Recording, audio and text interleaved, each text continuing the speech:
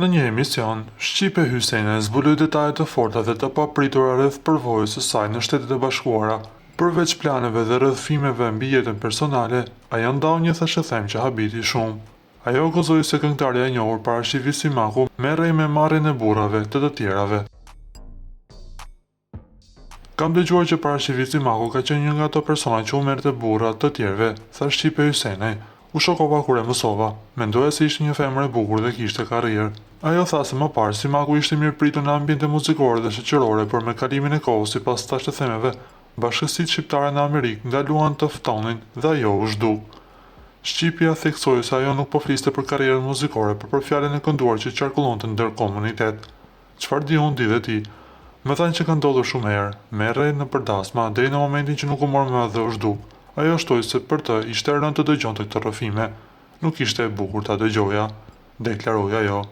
Por fill pas kësaj deklarate, këngëtarja e njohur Parashivi Simaku ka reaguar në profilin e saj zyrtar në Facebook. Simaku nuk e përmend asnjëherë Shqipen me emër, por i quan shpifjet si një rikthim i periudhës së hidhur të diktaturës, ku për të flite me mlef dhe zili.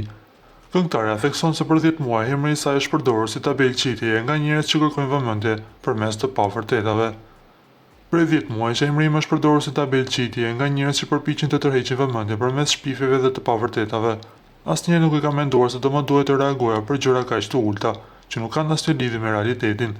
Ajo kujton se situata e ngjashme kishte ndodhur edhe në vitet 1985-1988, kur shpifjet lidhen suksesin e saj me mlef dhe zili.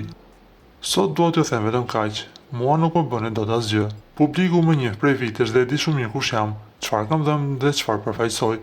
Nëse për disa klikime zgjedh të ulësh dikë tjetër me shpifje, jeni të sigurt, në atë moment e ulni veten. Unë vazhdoj rrugën time, me dinjitet dhe të vërtetën në krah. Kjo është forca ime, shkroi Parashivi Simaku. Reagimi i saj vjen si një mesazh i qartë kundër shpifjeve, duke rikujtuar se dinjiteti dhe e vërteta mbeten më të forta përballë sulmeve të kota.